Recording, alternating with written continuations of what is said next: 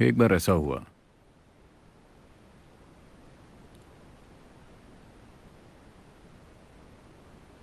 कि गौतम बुद्ध, क्या आपने सुना है उनके बारे में?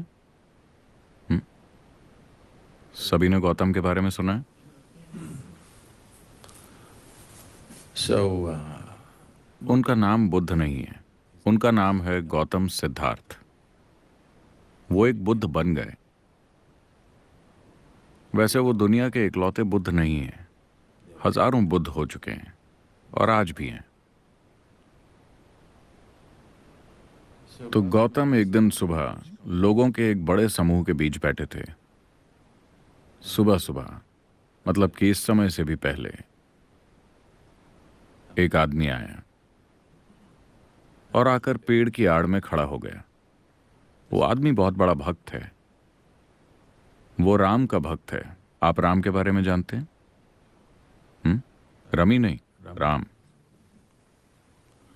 राम भारत के प्रमुख देवताओं में से एक हैं। अगर आपको पता न हो तो भारत में हमारे पास 33 करोड़ देवी देवता हैं।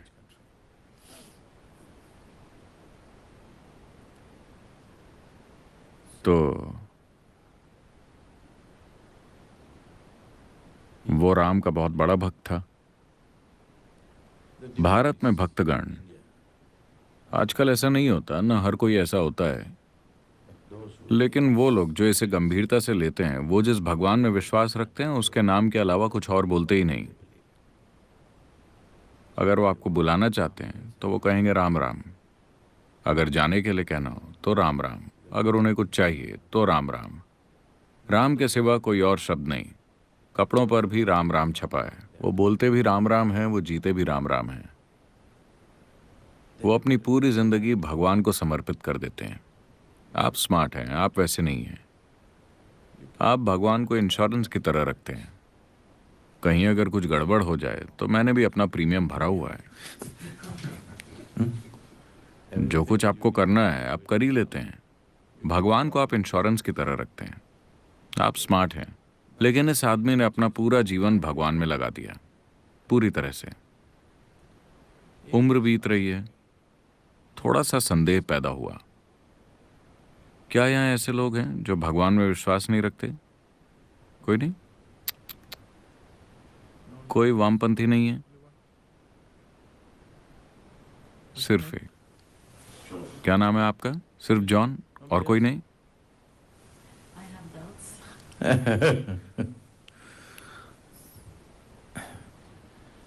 तो थोड़ा सा संदेह पैदा हुआ। वो जानता है कि भगवान है, बस छोटा सा डाउट। मान लो कि भगवान नहीं है, तो मैं राम राम जप कर अपना पूरा जीवन बर्बाद कर रहा हूँ। ये डाउट आपको तभी होगा अगर आप अपना पूरा जीवन लगा देते हैं। आप हफ्ते में सिर्फ 10 मिनट लगाते हैं तो आपको ये डाउट कभी नहीं आएगा। चलता है, दिक्कत क्या है? अगर आप अपना जीवन पूरी तरह से भगवान में लगा दें तो 3 दिन के अंदर ही ये डाउट होने लगेगा, क्या मैं ये काम करके अपनी पूरी जिंदगी बर्बाद कर रहा हूं? और दूसरे लोग भी हैं जो भगवान में यकीन नहीं रखते। इस जॉन को देखो, यकीन नहीं रखता। इसके लिए भी सुबह सूरज उगता है, इसके लिए भी फूल खिलते हैं, इसकी भी जिंदगी चल रही है। शायद ये मुझसे बेहतर जिंदगी जी रहा है। तो छोटा सा डाउट। वो जानता है कि भगवान है, बस एक छोटा सा डाउट। अब यहाँ एक आत्मज्ञानी महापुरुष मौजूद है। वो बस पक्का करना चाहता है, लेकिन काफी लंबे समय से एक जाना माना भक्त होने के कारण, क्योंकि वो सिर्फ मंदिर जाता ही नहीं था, उसने कई सारे मंदिर बनाए भी थे। तो जिंदगी के इस पड़ाव पर अब ये कैसे पूछा जाए कि भगवान है या नहीं? तो वो सुबह सुबह आया और दूर वहां पेड़ की आड़ में खड़ा हो गया और उसने ये सवाल पूछा, क्या भगवान है? गौतम ने उस आदमी की तरफ देखा और साफ साफ कह दिया, नहीं। वहां शिष्यों की पूरी मंडली बैठी थी। उनके मन में ये जद्दोजहद हमेशा चलती रहती थी कि भगवान है या नहीं, भगवान है या नहीं। उफ, अब जाके राहत मिली। जब भी वो गौतम से ये सवाल पूछते थे तो वो हमेशा मौन हो जाते, वो कुछ नहीं कहते। पहली बार उन्होंने साफ साफ जवाब दिया, भगवान नहीं है। पूरी मंडली में खुशी की लहर फैल गई। ये जद्दोजहद कि भगवान है या नहीं अब खत्म हो गई। आत्मज्ञानी महापुरुष ने घोषित कर दिया है कि भगवान नहीं है। यह संदेश पूरे शहर में फैल गया। पूरे दिन जश्न मनाया गया, क्योंकि जरा इस आजादी की कल्पना कीजिए। भगवान न होने का मतलब है कि कोई भी ऊपर बैठकर यह हिसाब नहीं लिख रहा कि आपने क्या किया क्या नहीं किया, ताकि वो आपको सजा दें या नर्क में जला सकें या कुछ और कर सकें। जिंदगी पूरी तरह से आपकी है। तो पूरे दिन जश्न मनाए गए। हर कोई खुशी से झूम रहा था।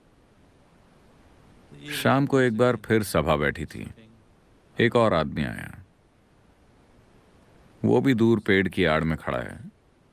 यह आदमी एक चारवाक है। चारवाक यानी भारत में कुछ ऐसे लोग हैं जो चारवाक के नाम से जाने जाते हैं। ये चारवाक पूरी तरह से मटीरियलिस्ट होते हैं। ये किसी और बात पर यकीन नहीं करते अपनी आंखों देखी के अलावा। शायद यही इकलौती संस्कृति है जो इसकी छूट देती है। आप देखेंगे कि बहुत से धर्म प्रचारक भगवान का संदेश फैलाने के लिए गांव-गांव जा रहे हैं, और भगवान के न होने का प्रचार करने वाले भी गांव-गांव जा रहे हैं और लोगों से बहस करके ये साबित कर रहे हैं कि भगवान नहीं है। शायद यही इकलौती संस्कृति है जो इसकी इजाजत देती है। बाकी जगहों में तो वो मारे जाएंगे।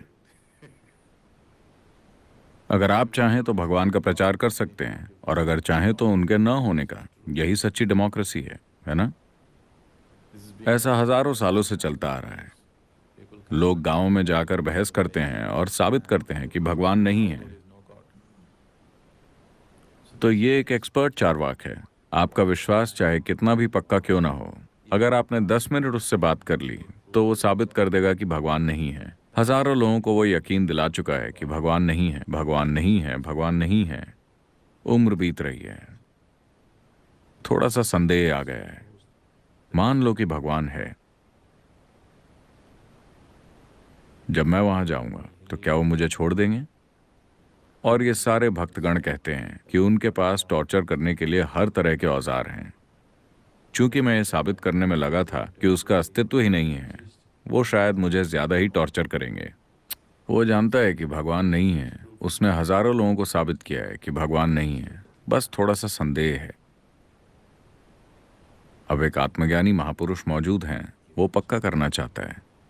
तो वो शाम को आकर वहां खड़ा हो गया और उसने भी वही सवाल पूछा, क्या भगवान है? गौतम ने उस आदमी की तरफ देखा और कहा, हाँ। एक बार फिर खलबली मच गई।